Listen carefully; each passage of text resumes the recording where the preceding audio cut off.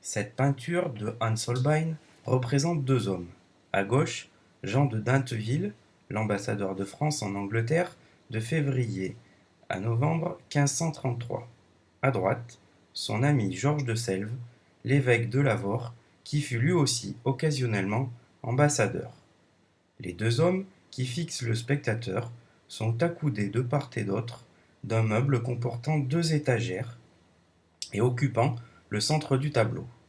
Les étagères sont garnies d'objets qui se rattachent au quadrivium, qui sont les quatre sciences mathématiques parmi les 7 arts libéraux, soit l'arithmétique, la géométrie, la musique et l'astronomie.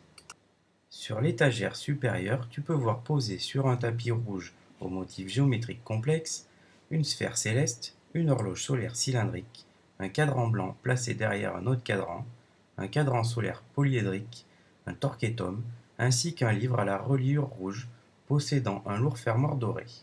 Sur l'étagère inférieure, tu peux voir un globe terrestre, un livre de mathématiques à demi ouvert par une équerre, un compas, un luth, un livre de cantiques ouvert et 4 flûtes dans leur étui.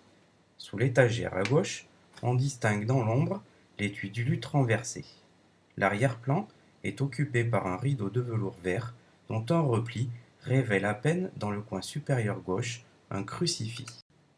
Mais la particularité de ce tableau est la masse informe au pied des personnages. Il s'agit d'une anamorphose. En te décalant vers la droite du tableau, tu vas pouvoir voir ce qu'elle représente. Et oui, c'est bien un crâne. La présence de ce crâne fait de ce tableau un memento mori, locution latine qui signifie « souviens-toi que tu vas mourir ». Les deux personnages représentés sont invités à se souvenir qu'ils sont mortels, comme tout un chacun, malgré leur importance dans la société. Comme je te l'ai dit précédemment, le crâne est représenté selon le principe de l'anamorphose. Cette façon de représenter est une déformation réversible d'une image à l'aide d'un système optique, tel un miroir courbe ou un procédé mathématique. On ne peut la voir que d'un point de vue unique.